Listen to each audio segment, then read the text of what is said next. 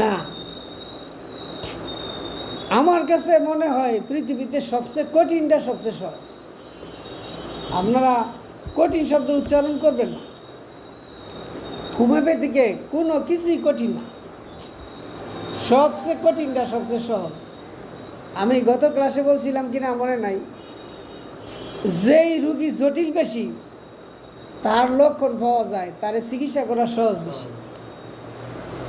আসলে যে রুগী জটিল হয়ে রয়েছে এরা আমরা চিনি না রুগী হিসাবে, হ্যাঁ ভালো সুস্থ আরামে আছে, এইটা হইলো সবচেয়ে বড় কঠিন রুগী, যার কোনো সিমটম নাই, রোগে ভরা কিন্তু লক্ষণ নাই, তলায় গেছে।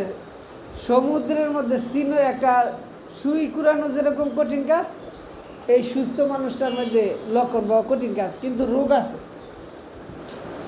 আর যেই রুগীটা বেশি জটিল, এই রুগীটার চিকিৎসা করা তো বেশি সহজ, কারণ তার কাছে যথেষ্ট সিমটম আছে। আমাদের তো মূল বুঝি সিমটম, আমাদের লক্ষণ তো হলো মূল বুঝি। তার কাছে হ্রাস বৃদ্ধি অরহ, ইচ্ছা অনিচ্ছা, চাহিদা বিরক্তি কষ্ট সব তার কাছে আছে। রোগ মানে কি? পেথর, পেথর মানে কি? কষ্ট। রোগ ও কষ্টে যাই ভুগতেছে হের কাছে লক্ষণ বেশি, চিকিৎসা করা সহজ। জটিল রোগীর চিকিৎসা করা এলোপ্যাথিকদের কাছে কঠিন, সরি বইলা বিদায় করে দেয়। জটিল রোগের চিকিৎসা করা এলোপ্যাথিকের কাছে খুব কঠিন, কারণ তারা ব্যর্থ হয়ে যায়। আর আমাদের কাছে শুধু জটিল রোগীর চিকিৎসা করাই সবচেয়ে সহজ হয়, কারণ তার মধ্যে লক্ষণের কোনো অভাব নেই। আর আপনি যে বলছেন মাক্সল, এ কোনো কঠিন ওষুধ না, খুব সহজ। আমাদের ডাক্তার এমদাদ সাহেব, ডক্টর সুমি হলের মালিক, যাত্রাবাড়ি মাদ্রাসার সামনে ফার্মেসি, যাত্রাবাড়ি ফার্মেসির সামনে, মাদ্রাসার সামনে যে ফার্মেসি, যেই চেম্বারে আমি রুগী দেখতাম, আমি বলি ঔষধ প্রীতি থাকতে নাই আমারটা,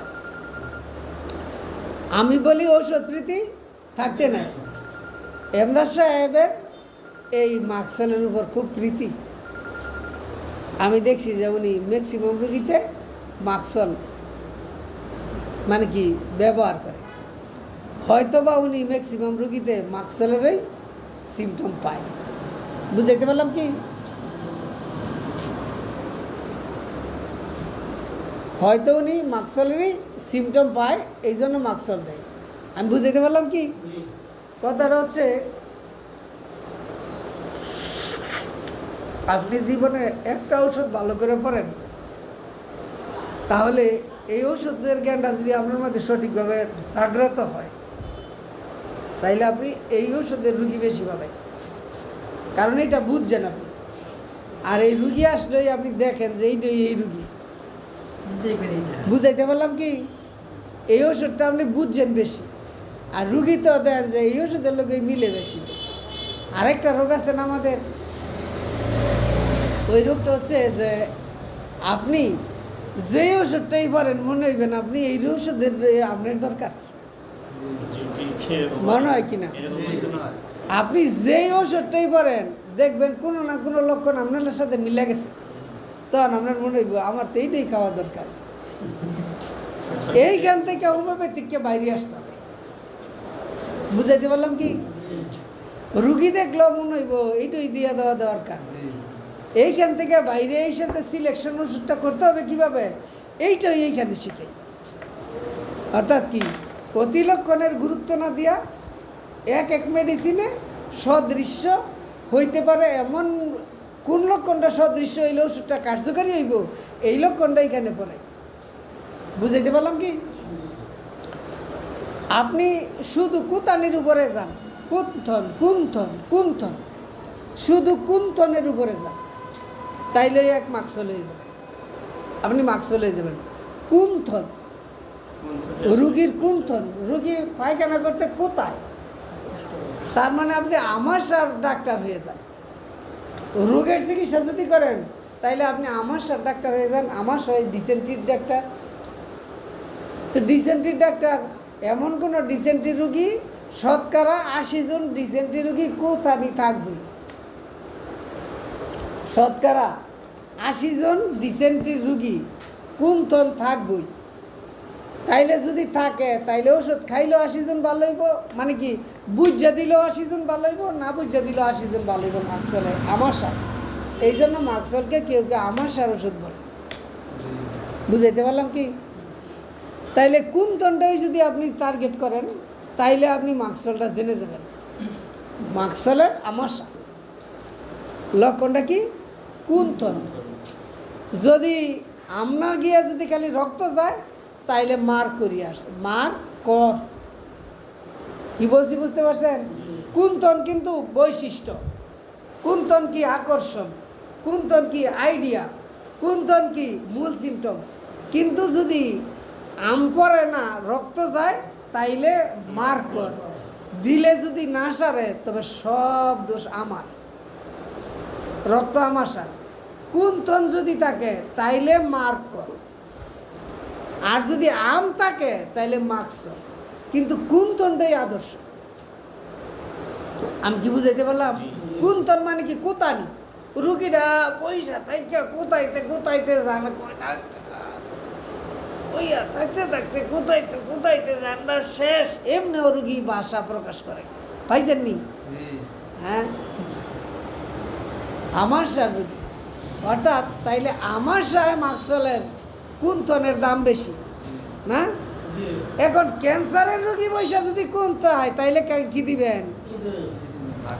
এইটা হচ্ছে চিকিৎসা। আমি কি বুঝাইতে পারলাম কিনা?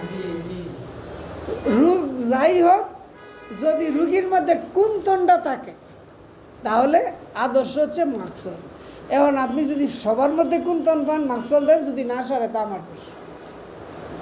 আমি কি বুঝাইতে পারলাম? মাকসলটা কি? সব লোকে জানে, মনে হয় বুঝাইতারি নাই, এই জন্যই প্রশ্নটা আসছে। আমি বলছি ক্যান্সারটা উল্লেখ করছি, মানে সর্বোচ্চটা, তার মানে যত আছে রোগ যাই হোক কুন্থন যদি রোগীতে পাই তাইলে আমি মাকসল দিব। আর যদি সাথে কয় যে রক্ত যায় তাইলে বদলাই যাবো মার। এক কথায় শেষ করছি। মানে ক্যান্সারটা বলছি যে মাঝে তার ছোটোখাটোগুলো যাতে না গুনুন লাগে, ক্যান্সারটার কেসিকা ডাইরেক্ট কেড়ে জানেন, মাঝে তা যাতে আর কিছু যা আছে গুনুন লাগতো না, একবারে ক্যান্সার পর্যন্ত যদি হয় কুন্থন আছে মানে মাকসল আছে। বুঝাইতে পারলাম কি? এখন যে কুন্থনটা পাইছি কি টার্গেট, জিহ্বাটা একটু দেখি। এখন দায়িত্ব আমার, শুরু করছি কি দিয়া? কুন্থন তো পাইছি, বড়টা পাইছি না, বল মাছটা পাইছি তো। এখন দেখুন সেলসেলিও আছে কিনা, জিহ্বাটা একটু দেখি। দেখলাম জিহ্বাটা খুব রসে টস টস করতেছে, আবার ঠাস করে কুত্তার যেমন হাক করে জিহ্বা বাল করলে একটা ফোটা ভরে জায়গা এমন ভরেও গেছে গা, কিছু লাগতো না। রোগ মূলা কেমন তো ওষুধ দিব মাকস। বুঝাইতে পারলাম কি? হ্যাঁ, আবার দেখি দাঁতের সাপযুক্ত মাকসলের জিহ্বার দাঁতের সাপ হচ্ছে জিহ্বার মাঝামাঝি, সাইডে না। বুঝাইতে পারলাম? সাইডে দাঁতের সাপ মাকসল না। অর্থাৎ এই যে দাঁতের যে সাইডে জিহ্বার দুই সাইড আছে দাঁতের সাপ, এটা অন্য ওষুধ, মাকসল না। বুঝাইতে পারলাম? মানুষগুলো এই টাইমটাও বুঝে না, আমি যে পড়াই ডিস্টার্ব করে টেলিফোনে। আচ্ছা, বুঝাইতে পারলাম কি? এখন জিহ্বাটা দেখলাম মাকসলের দায়িত্ব কিছুটা কমছে না? কমছে কিনা? মাকসলের দায়িত্ব আমি জিহ্বাটা রস আলো, টস টস টস টস রস জিহ্বায়। এখন জিজ্ঞাসা করলাম, এখন জিজ্ঞাসা করা আমার দায়িত্ব। এখন জিজ্ঞাসা করার দায়িত্ব হচ্ছে কি, পানির পিপাসা কেমন। কি বলছি বুঝতে পারছেন? রুগীর যখন মাকসল হইল, জিহ্বা তো যখন রস আলো জিহ্বার মধ্যে আসলেই আমার জিজ্ঞাসা করার দায়িত্ব হচ্ছে পানির পিপাসা কেমন। পানির পিপাসা কেমন? কেন? যদি শোনায় সোহাগা হবে যদি এই রস আলো জিহ্বায় পিপাসা থাকে। আসলে তো রস আলো জিহ্বায় পিপাসা থাকার কথা না, এমনিতে রসের অভাব নাই, আবার কিসের পিপাসা, ডুগের ডুগ পানি খাইতেছে। এরপরে যদি পাই যে রস আলো জিব্বার মধ্যে যদি পিপাসা পাই, তাইলে 100% মাকসুদ। আমি কি বুঝাইতে পারলাম কিনা? এক মুখ দইতে মাকসল শেষ। এখন এখন জিজ্ঞাসা করলাম কি না গাম না, মুখ শেষ করি, মুখে রয়েছে না আরো লালা লালা, মাকসলের লালা বালিশে পড়বো। এই যে বৈশা রয়েছি না, কাঁদতে ঘুমাইতেছে, এমন লোক আছে না? হ্যাঁ, দেখবেন আইয়া কদ্দুর যে পানি জমছে, একবারে যেমন শ্রীলঙ্কা, বুঝছেন? এইটা তাই এইভাবে এইভাবে আস্তে আস্তে ভরতেছে। যদি দাড়ি থাকে তাইলে দাড়ি গৈসা গৈসাইয়া ভরতেছে। অর্থাৎ লালা এইটা দিয়া বোঝা যায় যে ঘুমের মানে কি, বালিশে যদি চক্ষু চক্ষু চিহ্ন থাকে তাইলে মাকসল। চোখ বুঝেননি, যেখানে পড়ছে এইখানে এরকম একটা পয়সা হয়ে থাকে। মাকসলের জিহ্বার লালা মানে মুখের লালা, নিদ্রায় যেটা পরে বালিশও, প্রত্যেকটা বালিশে গিয়া যদি এখন চোখ, তাইলে আর রুগী দেখান লাগতো না। যেই বালিশে ঘুমায় কেটা কয় রুগী মাকসল। বুঝাইতে পারলাম কি না? হ্যাঁ, এখন ঘাম যেটা বলছিলেন একটু আগে, ঘাম মানে কি? দুর্গন্ধ। এর আগে মুখের ফাংশন আরো বাকি রয়েছে। ঘামে যাওয়ার আগে মুখের দুর্গন্ধ, একবারে গুলি করলে যেরকম আরেকজনের জীবন ধ্বংস করা যায়, মাকসলের লোক কথা বলতেছি তো, আপনি যেখানে বরাবর বইছেন, আপনি কোনোভাবেই বিরক্ত প্রকাশ না করে থাকতে পারবেন না। অন্তত আর কিছু না, মাঝে মাঝে একটু নাহার মধ্যে বলিল একটু করবেন, যেহেতু আমি স্যার ইজ্জত করেন, সরাসরি বলতে পারতেছেন না। যদি বলতারেন তাহলে বইলা লাইবেন, আপনার মুখটা একটু ঘুরান নেই কি হয়নি এরকম সমাজে? এই মুখটা ঘুরে এব, তোর মুখ দুর্গন্ধ, সিগারেটের গন্ধ তো আর কেন আলোচনায় আসে নাই। মুখের দুর্গন্ধ মানে লালার দুর্গন্ধ আর সিগারেটের দুর্গন্ধ তো আরেক না। তার মুখের দুর্গন্ধ কি ভয়ঙ্কর, পচা গন্ধ। তো পচা খাদ্য খাইলে যেরকম গন্ধ, এরকম গন্ধ আপনার নাকে গিয়ে বাড়ি মারবো, আপনার নাকে আক্রমণ করবো, আপনার নাকে গিয়ে একটা উষ্টা মারবো গন্ধটাই। বুঝাইতে পারছি কি? এত বাসায় কেড়ে বলি যাবার বললে না স্যার এটা কি কয়, অর্থাৎ নাকের মধ্যে গিয়া প্রথমেই একটা উষ্টা মারবো গন্ধটা। আমি যেখানে কথা বলতেছি মাকসলের রুগী হইলে আপনি ওইখানে থেকেই বুঝবেন যে এটা মাকসলের রুগী। তার মানে কি, আমার গন্ধের গুলিটা আপনার নাকে গিয়ে আগে আক্রমণ করি। বুঝাইতে পারলাম কিনা? তাহলে মুখের দুর্গন্ধ, জিহ্বা লালা, রস আলো জিহ্বা, সাপের দাঁতের সাপযুক্ত জিহ্বা, এই যদি একসাথে পাই তাইলে মাকসল 100% হয় কিনা? ঘাম হচ্ছে কি, ঘামেও দুর্গন্ধ, প্রচুর ঘাম। মাকসলের রোগী প্রচুর ঘাম এবং ঘামে দুর্গন্ধ। এখন আসল জায়গায় তো যাইতালাম না। মাকসলের চর্মরোগটা মানে কালচে হবে। বুঝাইতে পারলাম কি? কালচ হইব, ক্ষত যেখানে পচা আর নাই ব্যথা।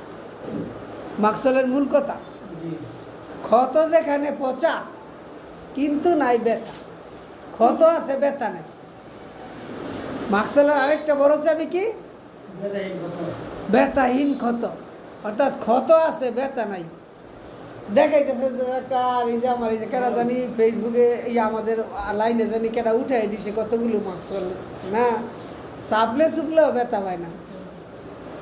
ব্যথাহীন ক্ষত অর্থাৎ পচা হচ্ছে মাকসলের একটা বড় লক্ষণ। পচনশীলতা, ক্ষত, পচনশীল ক্ষত হচ্ছে মাকসলের বড় একটা লক্ষণ। কিন্তু ব্যথা আছে, ক্ষত আছে, ব্যথা নাই। কেমন ক্ষত? খৈসা পড়তেছে মাংস, কিন্তু বেচারার ব্যথা নাই। এইটাই হলো মাকসল। যেটা আমরা কুত্তারে দিয়া বুঝাই, যেটা দেখা যায় কুকুর, কুকুর কুকুরি, কুকুরের মূত্র দাড্ডা পয়সা খৈসা খৈসা পড়তাছে, কিন্তু যদি ব্যথা থাকতো সব মানুষের কামড়াই লইলে, কিন্তু ব্যথা নাই বিদায় কামড়ায় না। বুঝাইতে পারলাম কি? আবার দেখবেন ওই কুকুরের লোমগুলো জইরা যাইতেছে গা, একবারে জইরা গিয়ে একবারে খালি চামড়াটা মারে গেছে গা। মাকসল কেশপতন, মাকসল কেশপতন, সিফলিটিকের তৃতীয় অবস্থায় মাকসল কেশপতন। এখন মনে করেন যার দাড়ি জরে তারেও কাজ করব না, কি করব না? যার চুল জরে তারেও কাজ করব, করব না? যার লুম জরে তারেও কাজ করব, করব না? করব। এইটা হইল তৃতীয় অবস্থা। সহসা এমন রুগী পাবেন কম, কিন্তু যার চুল জরে একবার অন্যান্য লক্ষণ মাকসেলার আছে কিনা যাচাই করে দেখতে পারেন, তাইলে চুল জরা কমবো। বুঝাইতে পারলাম? যত ওষুধ আছে কেশপতনের, মাকসল সেরা। যদি অন্যান্য সার্বজনীন লক্ষণ আমি মাকসলে পাই, বুঝাইতে পারলাম? কেশপতন চুল জরার জন্য মুখস্থ অনেক ওষুধ অনেকে ব্যবহার করে, মুখস্থ চুল জরার জন্য কিছু ওষুধ আছে মানুষে মুখস্থ ব্যবহার করে, যেইটা খাইলে ওই চুল জরা জায়গা, ওইটা আসল চিকিৎসা না। আসল চিকিৎসা হচ্ছে যদি চুল যার জ্বরে তারে যদি সে সিফলিটিক, যার চুল জ্বরে সে হচ্ছে সিফলিটিক, তার চিহ্ন হচ্ছে সিফলিস। যার কেশপতন হয়, কেশ মানে খেলে মাথার চুলেই কেশ না, সবই চুল, দাড়ি ভাঙ্গে মুসলুর যেই দিকে কেশপতন, কেশপতন এক কথায় যার কেশপতন হয় সে সিফলিটিক মেডিসিন তার দরকার। আর সিফলিটিকের বড় ওষুধ হচ্ছে কি? মাকসল। আর কুকুরটা যেরকমের ওই যে খইয়া গেছে গা, আবার চুলডি নাই, লুমডি নাই, সেই কুকুরেরও মাকসল খাওয়াইলে সারবো ইনশাল্লাহ। বুঝাইতে পারছি কিনা? অর্থাৎ মাকসল হচ্ছে এমন মেডিসিন, যৌবনের জন্য বড় মাপের ওষুধ হচ্ছে মাকসল। যৌন রোগীর বড় মাপের ওষুধ হচ্ছে মাকসল। আমি রিসার্চ করে দেখছি, একটু আগে জামদার সাহেবের কথা বলছিলাম, যৌবনের রোগী আইলে সব মানে যৌন দশভঙ্গ দুজভঙ্গ যায় সব উনি মাকসল দিয়ে শেষ করে। যত দশভঙ্গ রোগী আছে উনি মাকসল দেয়। দেওয়ার পিছনে কারণও আছে, উনিও বই বইরা হোমিওপ্যাথিক ডাক্তার হয়েছে না, আমাদেরকে শিখছে। উনি এই দিকটা বেশি খেয়াল করছে, রিসার্চ বেশি করে হয়তো। কারণটা কি? মূত্রযন্ত্রটা মাকসলের আরেকটা যন্ত্র। বুঝাইতে পারলাম কিনা? মনে হয় বুঝাইতেই নেই। পুরুষের মূত্রযন্ত্রটা মাকসলের আরেকটা যন্ত্র। ঔষধ নির্বাচন করার একটা হাতিয়ার। যদি মূত্রযন্ত্রটা ডিজাইনটা হয় টাকি মাছের মতো, আরও বড় যদি হয় তাহলে রাগা মাছের মতো। মূত্রযন্ত্রের ডিজাইনটা হইব টাকি মাছের মতো, আরও যদি মানে বেশি কঠিন যদি হয় তো রাগা মাছের মতো। রাগা মাছ চিনেন? মাথাটা মোটা, লেজটা চিকন, নাকি? টাকি মাছেরও মাথাটা মোটা, লেজটা চিকন, কিন্তু টাকির সে রাগা এখানে প্রাধান্য পায় বেশি। রাগা মাছ চিনেন না? টাকি মাছের জাতের যেটা যেটা এটা এই জোর জামের পাওয়া যায়, যে এইভাবে লেজের মধ্যে একটু হালকা লাল দাগ, মাথা মোটা, লেজ চিকুন। আর কি আমরা যাইতাম না এইদিকে, আমরা কইছে মাথা মোটা লেজ চিকুন। মাথা মোটা লেজ চিকুন হয় যন্ত্রটা, যাদের যৌনাঙ্গটা পুরুষ অঙ্গটা, যাদের বিশেষ অঙ্গটা, যাদের বিশেষ অঙ্গটার মাথাটা এই যে এরকমের মোটা হয়েছে, লেজটা নিচের দিকে গোড়াটা চিকুন হয়েছে। কার নাই? নায়িকার শতকার 80 জন, শতকরা 80 জন বিভিন্ন কারণে হয়েছে। তাইলে ব্যানের উপরে মানে এই যে ব্যান রগ রেশা যে বলি এইটার উপরও মাকসলের ক্রিয়া অনেক বেশি। এইটা মূলত লিঙ্গের গোড়ালি অংশের ব্যানগুলো যখন শিং করে তখন এই অবস্থাটা বেশি হয়। বুঝাইতে পারলাম কি? যারা হস্তমৈথুন করতেছে তাদের 100% হবে, তাহলে তাদেরও মাকসল লাগবে। বুঝাইতে পারলাম কি? মাকসল তাদের লাগবে। বুঝাইতে পারছি কি? লিঙ্গের আগাটা একবারে গুলালুর মতন হয়ে গেছে, কিন্তু নিচে যা আস্তে আস্তে যাইছে আর শুরু হয়েছে। এরকমের যন্ত্র রাজাদের, যৌনাঙ্গ রাজাদের, মূত্রযন্ত্র রাজাদের, পুরুষাঙ্গ এরকম, তাদেরকে মাকসল দিতে আলাদা চিন্তা করা লাগবে না। তবে এই রোগীটা যত্রতত্র এবং যথাযথ অল্প সময়ের ভিতরে সারবে না। বুঝাইতে পারলাম কি?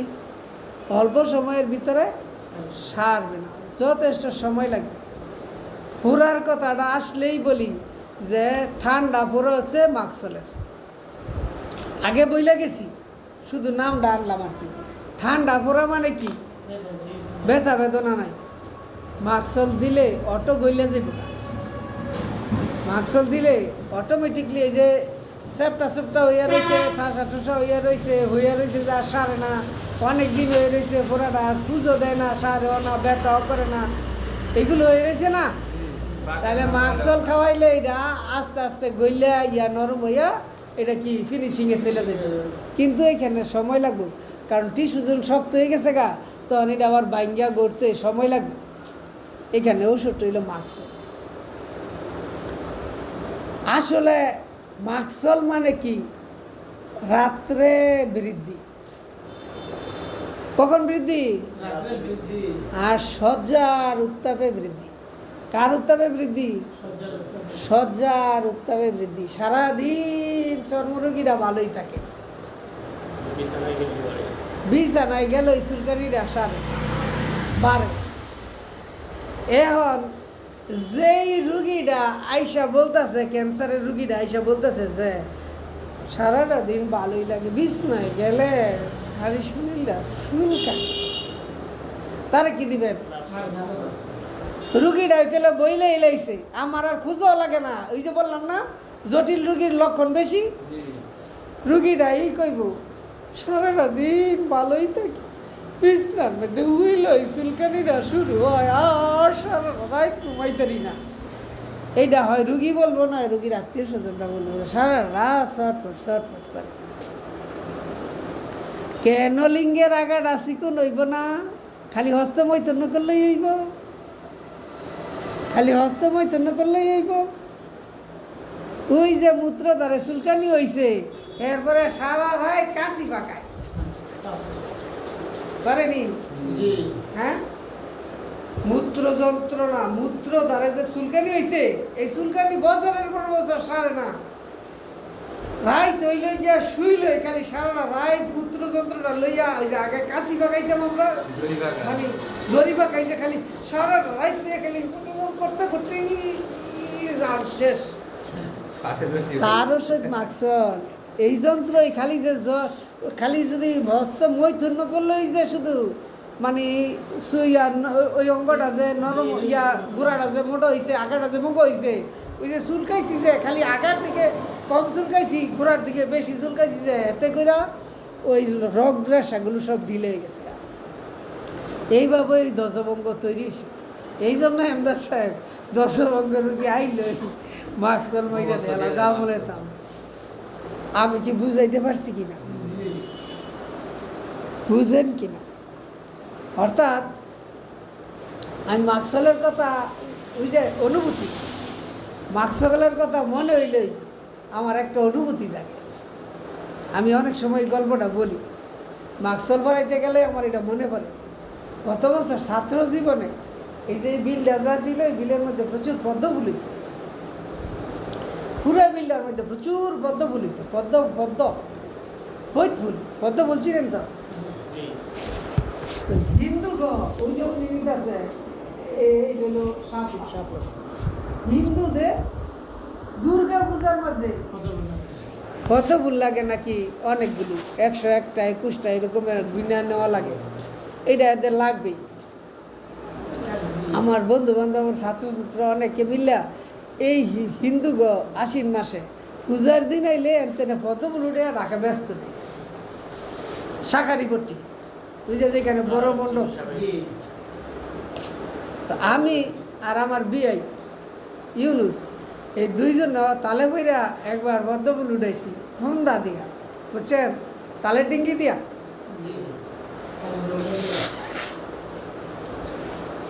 পদ্ম ফুল উঠাইয়া তা আমরা তার যারা যেই কাজটা করে হেরা এই কাজটার বাউজ সিস্টেম জানে, আমরা তো আর জানি না।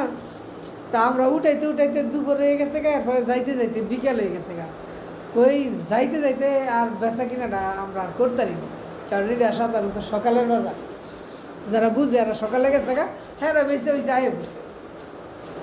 তা আমরা যাইতে যাইতে যে সন্ধ্যা হয়ে গেছে গা, আমরা দুই বিয়ে আর বেচতারি নেই, বুঝতে পারছেন, বিক্রি করতারি না। এখন এই পদ্ম ফুল লইয়া ঢাকা আত্মীয় স্বজন থাকলেও তো কেউ বাসায় যাওয়া যেত না, শরমেরও তো বিষয়, লজ্জার বিষয় না। এখন এই পদ্ম ফুল লইয়া বস্তার মধ্যে পদ্ম ফুল, আবার এই দিক দিয়ে যাইতেছে গা জয়রা ফুল কতক্ষণ থাকে, মজা যায় না।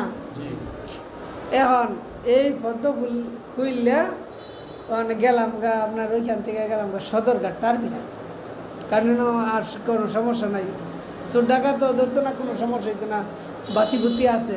টার্মিনালে গিয়া ওই পদ্ম ফুলের মুখ খুললে তারপরে সারা রাত্র দুই বিয়ে ওর ঘুমাবো কেমনি বইয়া বৈশা বৈশা, ওই যে বাসমান লোকগুলো ঘুমায় ওইখানে আমি দুইটা অভিজ্ঞতা পাইছি। একজন লোক দেখলাম, একটা মহিলা আছে মোটা মোটা স্বাস্থ্য সুস্থ ভালো, একটা বেত লইয়া আডে আর বাইরে, এই যে বাসমান লোকগুলো ঘুমায় মশারি টানাই এই বেশি ঘুমায়। একটা পুরুষ মানুষ হঠাৎ করে দেখি আরেক বিছনার মধ্যে গেছে গা, মানে কি হ্যাঁ গইরিতে গইরিতে আরেক মশারির তলে গেছে গা। যাওয়ার পরে এই মহিলা যারা লাইতে যা বারো পরে লাইতে হেরে বার করছে। দেখি একজন এই যে যেটা কইলাম, একজন এই সর্বরোগ যে হ্যাঁ যে একটু পর খালি করে, বুঝছেন, মানে কি মূত্রযন্ত্রটা তার, এইটা হলো মাকসলের রোগী। এই জন্য আমি মাকসল পড়লে এই রোগীর কথা মনে হয়ে যায় এবং এই ঘটনার কথাটাও মনে হয়ে যায়, অনেক দিন আগের ঘটনা। মাকসল মানে কি মূত্রযন্ত্রের উপর অনেক ক্ষমতা, বুঝাইতে পারলাম কি।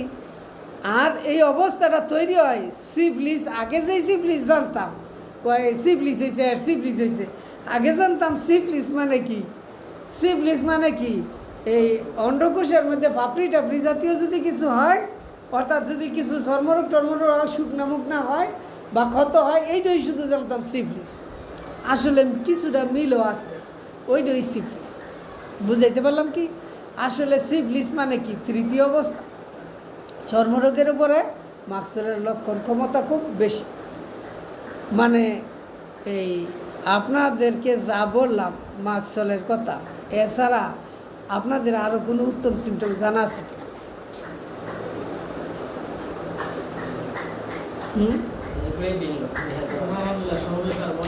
এবং প্রত্যেকটা লক্ষণ, একটা লক্ষণের উপর ওষুধ দিলেই চলবে। প্রত্যেকটা লক্ষণ, প্রতিটা লক্ষণই চাবি, যা বলছি মাকসলের, প্রতিটা লক্ষণই মাকসলের চাবি, যা বলছি প্রত্যেকটা একটা লক্ষণ হইলেও মাকসল দেওয়া যাবে। যাচাই করে দেখার দায়িত্ব আপনার। আজকে তাইলে এইখানে শেষ করি। আমাদের সাথে যারা আছেন তাদের সবাইকে আমরা অনুরোধ জানাচ্ছি, যদি ইচ্ছা থাকে তাহলে আমরা ডাক্তার রাব্বির সাথে যোগাযোগ করি, ডাক্তার ফজলে রাব্বির সাথে যোগাযোগ করি। আমরা পিকনিকে যাওয়ার জন্য মাস শুরু হয়েছে। আমানুল্লাহ সাহেব প্রস্তাব করছিল মাসের শেষের দিকে, কিন্তু দেখতে দেখতে দিন চলে যাবে। আমাদের যদি ইচ্ছা থাকে তাইলে আমরা আগাই, আর যদি ইচ্ছা না থাকে তাইলে আমাদের অফ হয়ে যেতে হবে। আর এখানে আমরা যেই অফারটা দিচ্ছি, অর্থাৎ অভিজ্ঞতা নিয়ে আসার জন্য এই ভ্রমণটা খুব জরুরি। অভিজ্ঞতা যাচাইয়ের জন্য ওই ভ্রমণটা খুব জরুরি। অর্থাৎ আমরা গণমানুষের চিকিৎসা করব ক্যাম্পেইন করে, এইটা